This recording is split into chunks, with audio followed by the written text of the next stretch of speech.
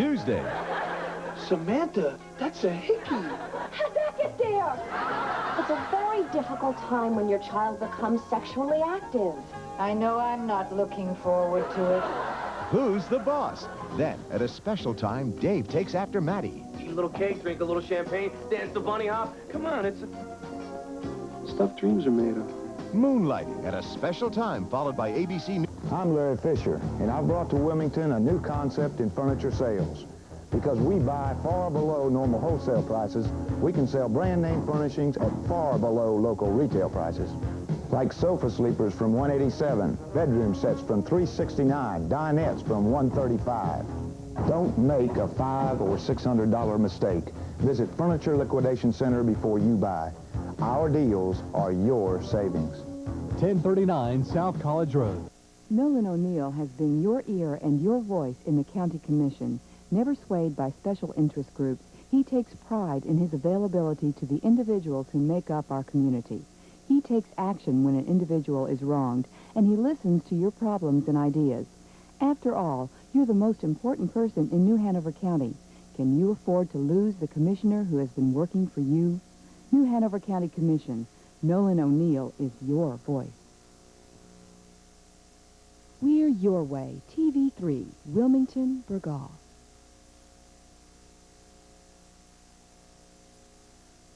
From ABC News.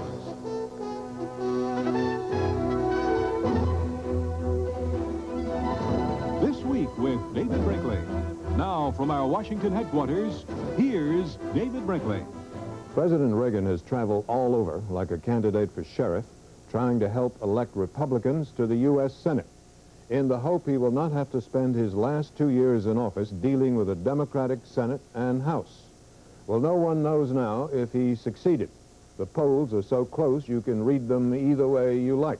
And the only poll that counts will be on Tuesday, the elections. Well, how will they go? And in either case, what will they mean? We'll ask today's guests. Donald Regan, Chief of Staff in the White House. Senator John Hines, Republican, Pennsylvania, Chairman of the National Republican Senatorial Committee. Senator George Mitchell, Democrat, Maine, Chairman of the Democratic Senatorial Campaign Committee. Some background from our man Jack Smith. And our discussion here with George Will, Sam Donaldson, and Jody Powell, all here on our Sunday program. First, the news, and there is some since the Sunday morning papers. One of the Americans held hostage in Lebanon was set free this morning. David Jacobson, who had been held 17 months by the Shiite Muslims, was let go. He was the head of the American University in Beirut, the hospital at the American University. He will be on his way home soon. The Shiites also said, in very vague terms, that if the United States goes on with the approaches now underway, the whole hostage problem could be solved. Not clear what that means. Larry Speaks in Santa Barbara has more details. The Western White House.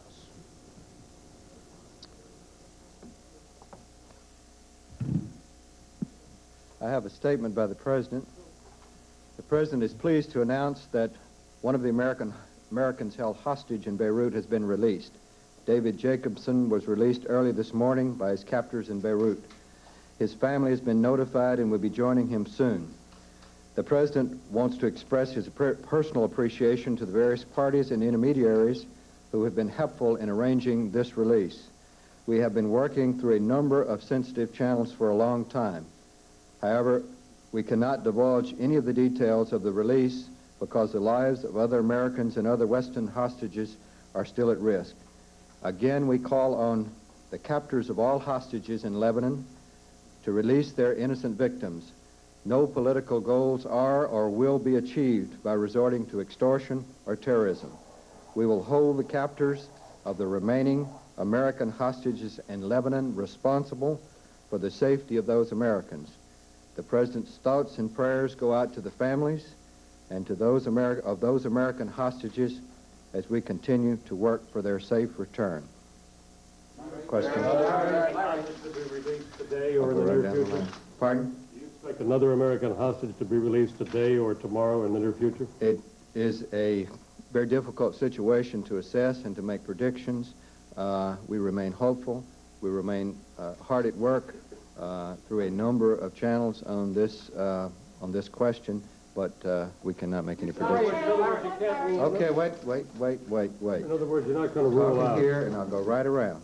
You're not going to rule out the possibility that there may be other hostages, one or more, released in addition to Jacob. We remain hopeful, but we cannot say either way. Larry, Islamic Jihad said that one of the reasons that they released Jacobson was because of new approaches by the U.S. government, and that if those approaches weren't completed, then they might not release any others. What are the new approaches they're talking about? Has there been any change in U.S. policy, any concessions, any negotiations? There have been no change. There has been no change in U.S. policy. We continue our policy of talking with anyone who can be helpful, but we do not make concessions, nor do we ask third countries to do so. We have not changed our policy at all. You know what they're talking about when they talk about new approaches, though, by the U.S. government that resulted in Jacobson's release? Just don't have any comment on that. Larry, you said that Larry, you say that you don't know, or you won't say what the new approaches are, but you have always said you're willing to talk. Can you now say that there have been talks? Well, we have consistently explored a number of channels in order to secure the release of the American hostages that were held in Beirut and in parts of Lebanon. And we've talked with a number of people over a long period of time. We've had very intensive discussions with various parties who could be helpful, but we will not be specific as to who they were. Can you say if there are new channels? Well, we have had a number of channels for a period of time, so as a general routine, there are new channels. Can you tell us, I know you don't want to name a lot of people, but Terry Waite's involvement is quite apparent at this point. Does the President's appreciation go to Terry Waite in particular? Yes, we're appreciative of the efforts that Terry Waite has made over the last year to secure release of not only American hostages, but those of other countries. The United States has provided transportation support to Mr. Waite because of the difficulty and danger in the travel to Beirut, but we will not be able to go into any more details. Norm? Can you tell us whether the 5 or 6 other Americans still missing in Lebanon are being held by the same group? There have been, we've seen various reports. We've had various bits of information about how and when they may be held, their period of captivity, and their location, and those responsible has changed from time to time. I don't think it would be appropriate now to talk about specific groups that may be holding certain of our... Do not know whether the Islamic... Larry Speaks, the White House press secretary, in Santa Barbara, where President Reagan is spending the weekend. He's been campaigning on the West Coast. We'll be back with Donald Regan, the White House Chief of Staff, and the chairman of the Republican and Democratic senatorial campaign committees, and all the rest of today's program in a moment. This week with David Brinkley, brought to you by ADM. We bring home America's harvest. And by General Electric. At GE, we bring good things to life. The eye is sensitive to light. That's why we make the GE Soft White. An ordinary frosted bulb has a hot spot. It doesn't have the high diffusion coating of the GE Soft White, the light that's sensitive to the needs of the human eye. At GE, everything we do is to help you live your life just the way you want to. We give you time to live your dreams inside, to let you see the light that lights your life, the light that sees you through. Joy to catch them when they smile, and you know all the while this is the light for you. Time to let you live your life, to let you see the signs. Smile, we stay as true as you. We'll always be GE. We bring good things to life. It's costing $639 million to elect a new Congress, all of the House and a third of the Senate. That works out to $639,000 per member. The American people will get a new Congress, but they have had very little discussion of what it will do, since most of the campaigning was negative, attacks on opponents, some of them quite nasty. The Democrats will keep the House, but the Senate is in doubt. Here's some background from Jack Smith. Jack? David, the main issue in this election is whether Democrats can wrest control of the Senate from Republicans. For some, it's the only issue. And Father, we pray tonight in a special way for those of us who call ourselves Democrats. Help from above, help from the White House. You'll be winning one for the giver. The president this week toured 10 key states. Really do appreciate your help. And politicians everywhere made last-minute pitches to voters in what promises to be one of the closest contests in years. It's going to be right down to the wire. Somebody's going to stagger across the finish line first. The latest ABC News Washington Post poll Friday showed Democrats gaining either 3 seats, which would mean a 50-50 deadlock that the vice president could break, leaving the GOP in control, or gaining 4 seats, which would give the Democrats a bare 51-49 majority. The outcome hinges on some 11 key states clustered in the West and the South. The GOP must win in most, and 5 are crucial. In the West, Idaho. Republican incumbent Senator Stephen Sims accuses his opponent, John Evans, of being too liberal. John Evans' support comes from, the labor unions, the liberal PACs in the East, and from the environmentalists. Idaho's conservative, all right, but its farmers are also going bankrupt, and that makes incumbent Sims vulnerable. Steve Sims has voted for lower wheat price supports 14 different times. Democrat John Evans has made the state's economy the issue, but as Idaho's governor can't escape some blame himself. He should, however, benefit from the heavy Democratic turnout expected Tuesday to overturn Idaho's right-to-work law. And polls show the Idaho race in a dead heat. North Dakota. Farmers here are suffering, too. That's bad news for Republican Senator Mark Andrews, and he's been getting help from the president. The last thing farmers need is to return to the party that gave them grain embargoes, outrageous inflation, and 21.5% interest rates. Andrews' opponent, Kent Conrad, North Dakota's Democratic tax commissioner, has run a populist campaign keyed to agricultural discontent. The question really is, what kind of message do we send Washington? The race in this conservative state is a dead heat, too. Colorado, Republican Congressman Ken Kramer is one of the few GOP candidates to make an issue of the Iceland summit. He's long been a supporter of the president's Star Wars defense as a means of bringing needed jobs to Colorado. And that's why we have to send Ken Kramer to the United States Senate. Kramer's opponent, Democratic Representative Tim Wirth, is being outspent and recently asked his staff to forgo their paychecks to help fund his final TV blitz. Wirth is a generally liberal Democrat, Kramer a conservative Republican, but their differences have been obscured by personal attacks. You suggest that the positions you've taken are courageous. I would say it's outrageous. How in the world are the people of Colorado ever going to trust you as a United States Senator, Congressman Wirth?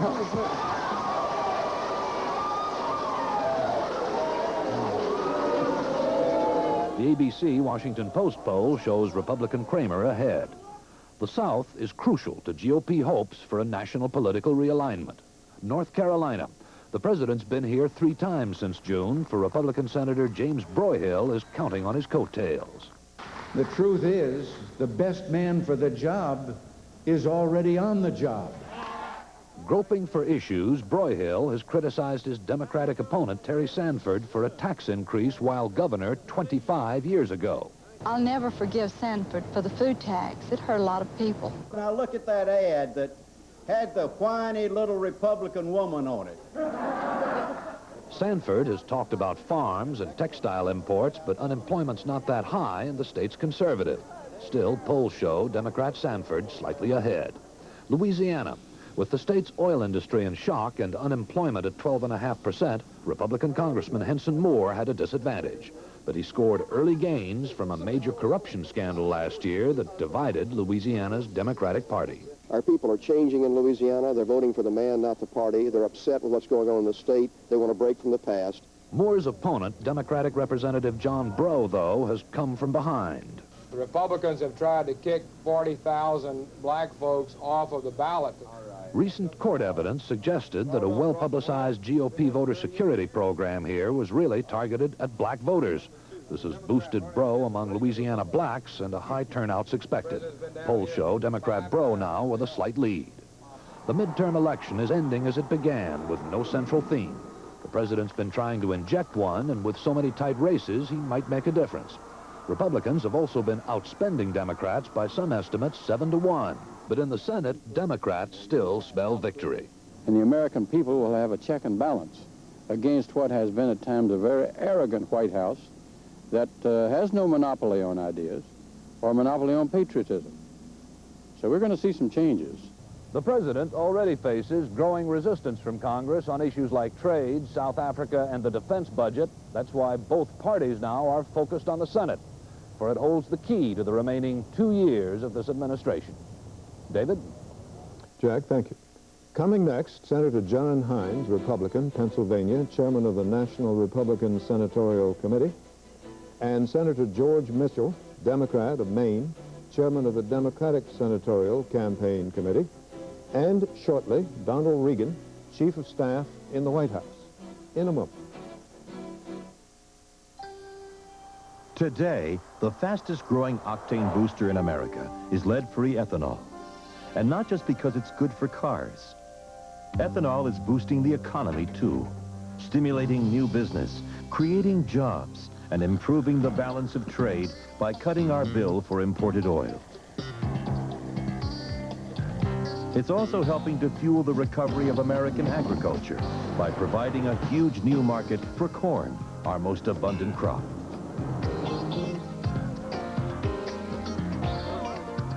As popular as they've already become, cleaner-burning ethanol blends are expected to continue to grow in the next few years.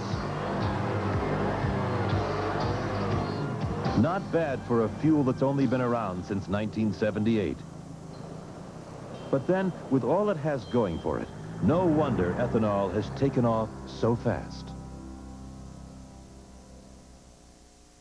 Build me an engine that can carry me home. Light my darkness, make me smile. GE, we bring good things to life. Be there in the morning, show me all there is to see. Turn my happy moments into sweet memories. GE, we bring good things to life. On Tuesday, there's going to be a battle for control of the Senate unlike any in recent memory. I will be here with David Brinkley. David makes it fun as well as interesting. Together, we'll talk with the winners and the losers. Tuesday night, we'll tell you all we can about the 86 vote. Senator Hines and Senator Mitchell, thank you both very much for coming in today. Senator Hines here in Washington and Senator Mitchell in Boston. Thank you for coming. Here in the studio are George Will of ABC News and Sam Donaldson, ABC News White House correspondent. Now, for the two senators, let's get this out of the way first. We have polls and predictions without number. They are conflicting. Everyone can read them and interpret them as he sees fit, and I assume both of you have done this with great care. So tell me what your conclusion is. Senator Hines? David, there are a lot of close races, but I think that when all the votes are counted, that we Republicans will continue to control the Senate, but there's a caveat, and that is those western states in the Rocky Mountains and on the coast, Colorado, California, Washington, Idaho. I hope that they're not going to be influenced by any predictions such as those I saw that the ABC might make before the polls close. I hope you won't do that, and I think if people are allowed to vote, I think we'll get a fair count, and the chips will fall where they may. I think it'll be a Republican day, though. I believe ABC has said it will not call any results until the polls close, but I don't make policy here. Senator Mitchell? I think there'll be 53 Democrats and 47 Republicans when the new Congress convenes in January. All right. I'd like to ask each of you, beginning with you, Senator Mitchell, to comment on this. There's a general feeling among those of us who've watched these campaigns closely that they're kind of disgusting. That is, the negative tone is simply higher than ever before. Can you tell us, if you agree with that assessment, and B, why that's so? Well, there have been more negative campaigns, and they are more negative than in the past. That's clear. I don't know the reason for it other than it seems as though it works. It began really in modern times, that is the last decade. In 78 and 1980, negative campaigns were run with great success against several incumbent Democratic senators, and the number of campaigns which have gone negative and the intensity of the negativism seems to have increased. I hope very much that in this year, some of those who've waged the most negative campaigns will not win, because that, I think, will be the only deterrent to such activity in the future. Senator Hines? There have been more negative campaigns, George. In part, I think it's because the Democrats are afraid to attack President Reagan. He's very popular. In part, the economy has been good 48 straight months, and as a result, I think a lot of the Democratic challengers, and that's 2/3 of the people, of course, running for the Senate, have had to go on the attack on people's character. I think there's evidence that that's beginning to backfire in a number of states, but it certainly has been an extremely negative year. I hope we don't see this kind of campaigning in the future. We've been told from both sides, but particularly from the Republican side, Senator Hines, that the fate of Western civilization as we know it depends on the Republicans holding the Senate. Suppose there are 51 Democrats in the Senate next week. Tell us how that will change life in America. Well, I think there would be some changes, the most significant of which is that the president, who relied on the Senate these last 6 years to give life to his legislative initiatives, particularly the ones that got the economy moving again and which brought about the low interest rates, the 2% or so inflation rate that we have, the president wouldn't have the Senate as a legislative initiator in his behalf, and I think that would hurt him a good deal. Senator Mitchell, let me turn that question around a little bit. We are told that the two main issues, if there are issues today that are on people's mind, are drugs, and we have a drug bill now, and the deficit. And, of course, the deficit hasn't been cured. If the Democrats should take back the Senate, what will the Democrats do to cure the deficit that has not been done? Well, we certainly, I think, will provide a more balanced approach to the problem, and I think will produce significant reductions in the deficit beyond which have occurred in recent years. How? By having a balanced approach, that is, to have a restraint in domestic spending and restraint in defense spending. The administration's approach has really been to increase spending by the national government, but merely to shift it from one area to the other. I'd like, if I might, just make one brief comment on the negative comment that Senator Hines made. The fact is that it's Republican candidates who really created this art form in Senate races in the last decade and have carried it to a new high level.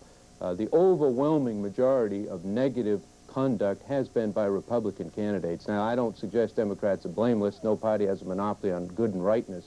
But I think his comment really misstates the circumstances that exist in this campaign. I don't know if I'm allowed to get into a debate here, but I have a comment. Go right ahead, Senator, and then I'm going to come back to this balanced approach. All right. Well, I hesitate to interrupt you on that, but... Please, you're the guest. The fact is that in campaign after campaign, Democrats have been attacking and going negative because they don't have a theme, they don't have an approach to balancing the budget, and they're trying to avoid having to face up to the kinds of policies they once advocated. In fact, as we're seated here right now, in 7 states where Democrats have close races against Republican incumbent senators, the Democrats are throwing out the Social Security red herring, trying to frighten senior citizens. In fact, the facts are that inflation has been up 27% since 1980. The average Social Security benefit has increased 40%, well above the inflation rate, and yet Democrats in Alabama, Mr. Shelby, who's trying to unseat Senator Denton, is attacking him right now as we're here. Senator Mitchell, will you answer that? And then I'm going to come back to a further question for you on balanced approach. Sure.